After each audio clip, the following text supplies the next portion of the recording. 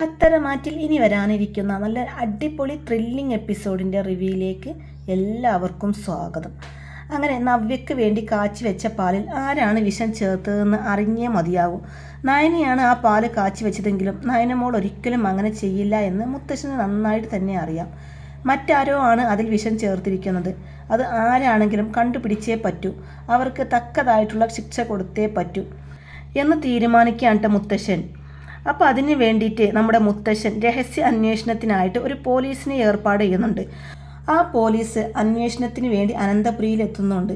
പക്ഷേ പോലീസ് വേഷത്തിലൊന്നും അല്ല കേട്ടോ അനന്തപുരിയിലെത്തുന്നത്.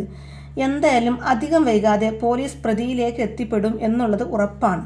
അപ്പോൾ ആ ഒരു കിടിലൻ എപ്പിസോഡിൻ്റെ റിവ്യൂ ആണ് കേട്ടോ പറയുന്നത്. അങ്ങനെ ജലജ മുത്തശ്ശനോട് പറയുന്നുണ്ട്, അച്ഛാ എന്നാലും ആ ഒരു നയന വല്ലാത്ത ചതി തന്നെയാണ് ചെയ്തത്. അപ്പോൾ ജാനകിയും പറയുന്നുണ്ട്, അതെ അച്ഛാ, ജലജയും ഞാനൊന്നും പറയുന്നത് അച്ഛൻ വിശ്വസിക്കില്ല എന്നറിയാം. എന്നാലും അച്ഛൻ വിശ്വസിക്കാനായിട്ട് ഇതിനെക്കുറിച്ച് ഒരു അന്വേഷണം നടത്തിയേ പറ്റൂ. അവളുമാരെയൊന്നും വിശ്വസിച്ച് ഇവിടുന്ന് ഒന്നും കഴിക്കാൻ പറ്റാത്ത അവസ്ഥയിലാണ് ഇപ്പോൾ ഞങ്ങൾ. അപ്പോൾ മുത്തശ്ശൻ പറയുന്നുണ്ട്, നിർത്ത്, നിങ്ങൾ കണ്ടോ നയനമോൾ അങ്ങനെ ചെയ്യുന്നത്? അല്ലെങ്കിൽ നിങ്ങളുടെ അടുത്ത് അതിൻ്റേതായ തെളിവുകൾ ഉണ്ടോ എന്ന് ചോദിക്കുമ്പോൾ അപ്പോൾ ജാനകി പറയുന്നുണ്ട്, അച്ഛാ ഞങ്ങളത് കണ്ടില്ലെങ്കിലും ഞങ്ങൾക്ക് ഉറപ്പുണ്ട് അവൾ തന്നെയാണ് അത് ചെയ്തതെന്ന്.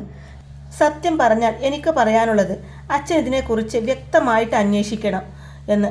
അപ്പോൾ ജലജയും പറയുന്നുണ്ട്, ആ അന്വേഷണത്തിൻ്റെ ആവശ്യമൊന്നുമില്ല, അതുറപ്പാ അവൾ തന്നെയാണ് ചെയ്തതെന്ന്.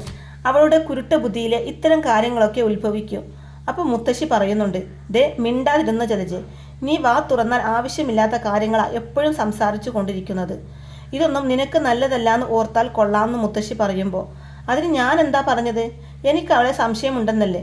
എനിക്ക് മാത്രമല്ല അവളെ സംശയം, ആ രോഗിയായി കിടക്കുന്ന ഏട്ടത്തിക്ക് പോലും അവളെയാ സംശയം. അപ്പം മുത്തശ്ശൻ പറയുന്നുണ്ട്, മനസ്സിൽ വിഷം കലർത്തിയിരിക്കുന്നവരെയൊക്കെ നയനമോളെ തെറ്റുകാരിയായി മാത്രമേ കാണൂ. എന്നാൽ മനസ്സിനകത്ത് നന്മയുള്ളവർ നയനമോളെ തിരിച്ചറിയും. അതൊന്നും നിങ്ങൾക്ക് ചിലർക്ക് ഇല്ലാതെ പോയി. സ്ത്രീയാണ് സ്ത്രീയുടെ ശത്രു എന്ന് പറയുന്നത് എത്ര ശരിയാ? അതിവിടെ ഓരോരുത്തരായി തെളിയിച്ചു കൊണ്ടിരിക്കുകയാണ് എന്ന് പറയുന്നുണ്ട്. അപ്പോൾ ജാനകി പറയുന്നുണ്ട്, അച്ഛാ സ്ത്രീയുടെ ശത്രുവാണെന്നുള്ളത് ശരിയാ. കാരണം എന്താണെന്നറിയോ? സ്ത്രീകൾക്ക് പുരുഷന്മാരെ പറ്റിക്കാൻ അധിക സമയത്തിൻ്റെ ആവശ്യമൊന്നുമില്ല. എന്നാൽ സ്ത്രീകൾക്ക് സ്ത്രീകളെ പറ്റിക്കാൻ അത്ര എളുപ്പത്തിൽ സാധിക്കില്ല. അതുകൊണ്ട് തന്നെയാണ് അവളുമാരെയൊന്നും ഞങ്ങൾക്ക് പിടിക്കാത്തതും. അപ്പോൾ അത് കേട്ട് മുത്തശ്ശി പറയുന്നുണ്ട്, ഇദ്ദേഹം ഇവരോടൊന്നും സംസാരിക്കാൻ നിൽക്കണ്ട, ഇവരിപ്പോൾ മനുഷ്യരെ തമ്മിൽ തല്ലിക്കാൻ നടക്കുക. അപ്പോൾ മുത്തശ്ശൻ പറയുന്നുണ്ട്, അവർ പറയട്ടെടോ വസുന്ധരി, അവസാനം അവർ തന്നെ സത്യങ്ങൾ തിരിച്ചറിയും. ആ സമയത്ത് പറഞ്ഞ വാക്കുകൾ തിരിച്ചെടുക്കാൻ പറ്റില്ല, ചെയ്ത ദുഷ്പ്രവൃത്തികൾ മറക്കാനും സാധിക്കില്ല. ഇടയ്ക്ക് നിങ്ങളൊക്കെ ഒന്ന് കണ്ണാടിയുടെ മുമ്പിൽ ചെന്ന് നോക്ക്, എന്നിട്ട് പറ ഒന്ന് നന്നാവാൻ ശ്രമിക്കുമെന്ന്. അങ്ങനെയും പറഞ്ഞ് മുത്തശ്ശൻ അവിടെ ഒന്ന് ദേഷ്യപ്പെട്ടു പോവാണ് കേട്ടോ. അപ്പോൾ മുത്തശ്ശി പറയുന്നുണ്ട്, ഇതൊന്നും നിങ്ങൾക്ക് നല്ലതിനല്ല. അദ്ദേഹത്തിൻ്റെ വാക്കുകളാണ് ശരിയെന്ന് വിശ്വസിച്ചിരുന്നവരാ ഈ കുടുംബത്തിലെ ഓരോ അംഗങ്ങളും. ഇപ്പോൾ അദ്ദേഹത്തിൻ്റെ വാക്കുകൾക്ക് ഒരു പ്രസക്തിയും നിങ്ങളാരും കൊടുക്കുന്നില്ല എന്ന് മുത്തശ്ശി പറയുമ്പോൾ ജലജ പറയുന്നുണ്ട്, അമ്മേ, അച്ഛന് തെറ്റ് പറ്റാൻ തുടങ്ങിയത് ഇവിടെ ചില പാഴ് ജന്മങ്ങൾ കയറി വന്നതോടു കൂടിയാ. ഞങ്ങൾ തുടക്കത്തിലേ പറഞ്ഞതാ അവരെ പുറത്താക്കണമെന്ന്, പക്ഷേ കേട്ടില്ല. അതിൻ്റെ ഭവിഷ്യത്താ ഇപ്പോൾ അനുഭവിച്ചു കൊണ്ടിരിക്കുന്നതെന്നൊക്കെ പറയുന്നുണ്ട് കേട്ടോ ജലജ. അപ്പം മുത്തശ്ശി പറയും, നീ മിണ്ടിപ്പോവരുത്. നീ ഞങ്ങളുടെ മകളല്ലാതിരുന്നിട്ടും നിന്നെ ഞങ്ങൾ ഒരുപാട് സൗഭാഗ്യത്തോടു കൂടിയാണ് വളർത്തിയത്. നിനക്ക് എന്തെങ്കിലും കുറവ് ഞങ്ങൾ വരുത്തിയിട്ടുണ്ടോ? സ്വന്തം മകളെപ്പോലെ തന്നെയല്ലേ ഞങ്ങൾ നിന്നെ വളർത്തിയതിൻ്റെ കണക്കോ നിനക്ക് തന്ന സ്നേഹത്തിൻ്റെ കണക്കോ ഇന്നേ വരെ ഞങ്ങൾ അതിനെക്കുറിച്ച് എന്തെങ്കിലും പറഞ്ഞിട്ടുണ്ടോ? ഞങ്ങളുടെ മക്കൾക്ക് ചെയ്യുന്നതെല്ലാം നിനക്കും ഞങ്ങൾ ചെയ്തു തന്നിട്ടില്ലേ? ഇപ്പോഴും നീ ഞങ്ങളുടെ മകൾ തന്നെയാ. പക്ഷേ നിന്റെ പല പ്രവൃത്തികളും ഞങ്ങളെ ഒരുപാട് വേദനിപ്പിക്കുന്നുണ്ട് ജലജെ. മുത്തശ്ശിയുടെ ഈ വാക്കുകളെല്ലാം കേൾക്കുമ്പോൾ തന്നെ ജലജയ്ക്ക് ദേഷ്യം വരുന്നുണ്ട് കേട്ടോ. എന്നിട്ട് ജലജ പറയുന്നുണ്ട്, അമ്മ വിശ്വസിക്കാൻ വേണ്ടി പറഞ്ഞതല്ല. എന്നാൽ ഇതൊന്നും കേൾക്കാൻ നിൽക്കാതെ മുത്തശ്ശി അവിടെ ഒന്നും പോവാണ് കേട്ടോ. മുത്തശ്ശി അവിടെ നിന്ന് പോകുന്നതും ജലജ ജാനകിയോട് ചോദിക്കുന്നുണ്ട്, ജാനകി, ഞാൻ പറഞ്ഞതിൽ എന്താ തെറ്റെന്ന്? നീ ഇപ്പോൾ അതിരി വിട്ട് സംസാരിക്കാൻ തുടങ്ങിയിട്ടുണ്ട്, അത് തന്നെയാ നീ ചെയ്ത തെറ്റ് എന്ന് പറഞ്ഞ് ജാനകിയും അവിടെ നിന്നും പോവാണ് കേട്ടോ. പിന്നീട് കാണിക്കുന്നത് മുത്തശ്ശൻ്റെയും മുത്തശ്ശിയുടെയും റൂമാണ് കേട്ടോ. മുത്തശ്ശനാണെങ്കിൽ മാറ്റി ഒരുങ്ങുന്നുണ്ട്, പുറത്തേക്ക് പോകാനുള്ള ഒരുക്കത്തിലാണ് മുത്തശ്ശൻ. അപ്പോൾ മുത്തശ്ശി പറയുന്നുണ്ട്, ഇദ്ദേഹം പെട്ടെന്ന് തന്നെ വരണം, മരുന്നൊന്നും കഴിച്ചിട്ടില്ല എന്ന് പറയുമ്പോൾ ഞാൻ പെട്ടെന്ന് തന്നെ വരാടോ വസുന്ധരെ.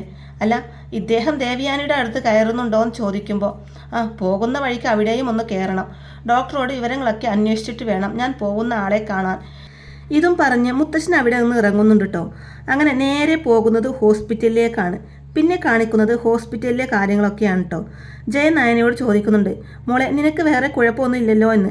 ഇല്ലച്ചാ, എനിക്ക് എന്ത് കുഴപ്പം ഉണ്ടാവാനാണെന്ന് പറയുമ്പോൾ അങ്ങനെയൊന്നും പറയരുത് മോളെ. ഇപ്പോൾ ദേവയാനിയുടെ അവസ്ഥ കണ്ടില്ലേ? നിങ്ങളുടെ സന്തോഷം തല്ലിക്കെടുത്തിയതിന് അയാൾക്ക് ഇങ്ങനെയുള്ള ഭവിഷ്യത്തുകളൊക്കെ വന്നു പെട്ടത് എന്ന് പറയുന്നുണ്ട് കേട്ടോ ചെയ്യൻ. അപ്പോൾ ഇത് കേൾക്കുന്ന നയന പറയുന്നുണ്ട്, അച്ഛാ ഇനി അങ്ങനെയൊന്നും പറയണ്ട, എങ്ങനെയെങ്കിലും അമ്മയുടെ അസുഖങ്ങളൊക്കെ ഒന്ന് സുഖമായാൽ മതിയായിരുന്നു എന്ന് പറയുമ്പോൾ ഇങ്ങനെ ചിന്തിക്കുന്ന സ്വന്തം മരുമകളെ തിരിച്ചറിയാതെ പോകുന്നുണ്ടല്ലോ എൻ്റെ ഭാര്യ. മോളെ, ഇപ്പോൾ ഞാൻ മല ചവിട്ടുന്നത് പോലും എൻ്റെ മരുമകളും ഭാര്യയും തമ്മിൽ ഒന്നിക്കാനാണെന്ന് പറയുന്നുണ്ട് ജയൻ.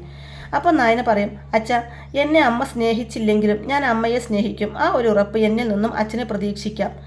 ഇവരിങ്ങനെ സംസാരിച്ചു കൊണ്ടിരിക്കുമ്പോഴാണ് കേട്ടോ മുത്തശ്ശൻ അവിടേക്ക് വരുന്നത്. മുത്തശ്ശനെ കണ്ട പാടെ തന്നെ അനി അങ്ങോട്ടേക്ക് ചെല്ലുന്നുണ്ട്. മുത്തശ്ശ, മോനെ നീ ഇവിടെ ഉണ്ടായിരുന്നോ? ഞാൻ ഇവിടെ തന്നെ ഉണ്ടായിരുന്നു മുത്തശ്ശ. ഇവർക്ക് എന്തെങ്കിലും ആവശ്യം വന്നാലോ?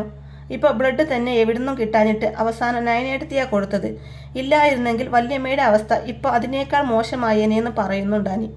അല്ല, നിന്റെ വല്യമ്മക്ക് ഇപ്പോൾ എങ്ങനെയുണ്ടെന്ന് മുത്തശ്ശൻ ചോദിക്കുമ്പോൾ ഒന്നും പറയാറായിട്ടില്ലെന്നാണ് ഡോക്ടർ പറഞ്ഞത്. ശരി, ഞാനൊന്ന് ചെന്ന് കാണട്ടെ എന്നും പറഞ്ഞ് മുത്തശ്ശൻ നേരെ പോകുന്നത് ഡോക്ടറുടെ അടുത്തേക്കാണ് കേട്ടോ. ഡോക്ടർ, സാർ ഇരിക്കൂ. ഞാൻ അറിയാം സർ, മാഡത്തിൻ്റെ വിവരം അറിയാൻ വന്നതായിരിക്കുമല്ലേ എന്ന് ഡോക്ടർ ചോദിക്കുമ്പോൾ അതെ, യഥാർത്ഥത്തിൽ എന്താ സംഭവിച്ചതെന്ന് എനിക്കറിയണമെന്ന് മുത്തശ്ശൻ പറയുമ്പോൾ ഡോക്ടർ പറയുന്നുണ്ട്, സർ സത്യം പറഞ്ഞാൽ വിഷം പാലിൽ കലർന്ന മാഡത്തിൻ്റെ വയറ്റിലെത്തിയത് ഒന്നുകിൽ ഈ പാല് കാച്ചി വെച്ച വ്യക്തിയോ അല്ലെങ്കിൽ മറ്റാരെങ്കിലോ മനഃപൂർവ്വം ചെയ്തതായിരിക്കാം ഇത്. സർ, അങ്ങനെ വരാൻ സാധ്യത വല്ലതും ഉണ്ടോ എന്ന് ഡോക്ടർ ചോദിക്കുമ്പോൾ ഒന്നും അറിയില്ല, എന്താ സംഭവിച്ചതെന്ന് അറിയാൻ വേണ്ടിയിട്ടാണ് ഡോക്ടർ വന്ന് കണ്ടത്. ഞാൻ ഡോക്ടറെ വന്ന് കണ്ട വിവരം മറ്റാരും അറിയണ്ട. അങ്ങനെ കുറച്ചു നേരം ഡോക്ടറോട് സംസാരിച്ച് കാര്യങ്ങളൊക്കെ മനസ്സിലാക്കുന്നുണ്ട് കേട്ടോ മുത്തശ്ശൻ. അങ്ങനെ മുത്തശ്ശൻ അവിടെ ഒന്ന് പോകുന്നുണ്ട്. പിന്നീട് കാണിക്കുന്നത് മുത്തശ്ശൻ നേരെ മറ്റൊരു സ്ഥലത്തേക്ക് ഒരാളെ കാണാൻ വേണ്ടിയിട്ടാണ് കേട്ടോ പോകുന്നത്. ഒരു പോലീസുകാരനെയാണ് കേട്ടോ മുത്തശ്ശൻ കാണാൻ പോകുന്നത്. അയാളുള്ള സ്ഥലം കണ്ടുപിടിച്ച് മുത്തശ്ശൻ അവിടെ എത്തുന്നുണ്ട്. അവിടെ ഇരിക്കുന്ന മറ്റൊരു പോലീസുകാരനോട് മുത്തശ്ശൻ ചോദിക്കുന്നുണ്ട്, SI പ്രശാന്ത് ഇവിടെ ഉണ്ടോ എന്ന് ചോദിക്കുമ്പോൾ അകത്തുണ്ട്, കയറി കണ്ടോളൂ എന്ന് പറയുന്നുണ്ട് കേട്ടോ. അപ്പോൾ ഉടനെ തന്നെ മുത്തശ്ശൻ അകത്തേക്ക് കയറുന്നുണ്ട്. മുത്തശ്ശനെ കണ്ട പാടെ തന്നെ SI പ്രശാന്ത് എഴുന്നേറ്റ് നിൽക്കുന്നുണ്ട് കേട്ടോ. വളരെ ബഹുമാനത്തോടു കൂടിയാണ് എഴുന്നേറ്റ് നിൽക്കുന്നത്. ഇതാര്, മൂർത്തി സാറോ? എന്തൊക്കെയുണ്ട് പ്രശാന്ത്? നല്ലത് തന്നെ സർ. സാർ ഇരിക്കൂ. അല്ല, ഇപ്പോൾ കേസൊക്കെ ഏറ്റെടുക്കാറില്ലേ എന്ന് ചോദിക്കുമ്പോൾ ഉണ്ട് സർ, ഏറ്റെടുത്ത കേസൊക്കെ ഫൈനൽ സ്റ്റേജിൽ എത്തിയിട്ട് ഞാൻ മടങ്ങാറുള്ളൂ. അല്ല, സാർ എന്തിനാ ഇപ്പോൾ വന്നതെന്ന് ചോദിക്കുമ്പോൾ നീ ഇപ്പോൾ പറഞ്ഞ ഈ വിശ്വാസത്തിൻ്റെ പുറത്ത് തന്നെയാണ് ഞാനിപ്പോൾ വന്നിരിക്കുന്നതെന്ന് പറയുന്നുണ്ട് മുത്തശ്ശൻ.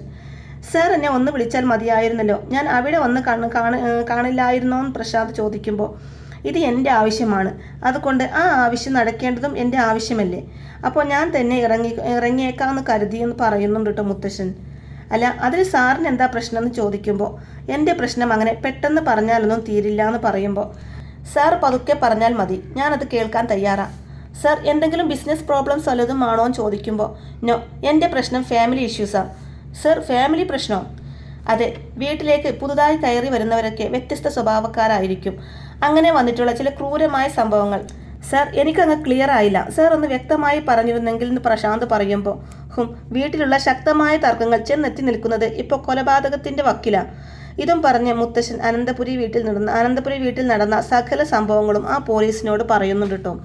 അപ്പോൾ ആ പോലീസ് പറയുന്നുണ്ട്, ഇത്രയുള്ള കാര്യം, എന്തായാലും കുറ്റവാളി കപ്പലിൽ തന്നെയുണ്ടല്ലോ, അപ്പോൾ പിന്നെ കണ്ടുപിടിക്കാൻ എളുപ്പാ സർ.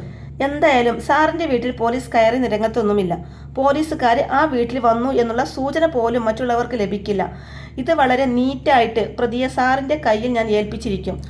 എന്നാൽ പിന്നെ ഇന്ന് ഞാൻ അനന്തപുരിയിലേക്ക് വരാമല്ലേ സർ? വന്നോളൂ സർ. ഞാനൊരു പോലീസുകാരൻ്റെ വേഷത്തിൽ എന്തായാലും അങ്ങോട്ട് വരുന്നില്ല, പകരം ഒരു വ്യക്തിയായിട്ട് അങ്ങോട്ട് വരുന്നതാണ് നല്ലത്.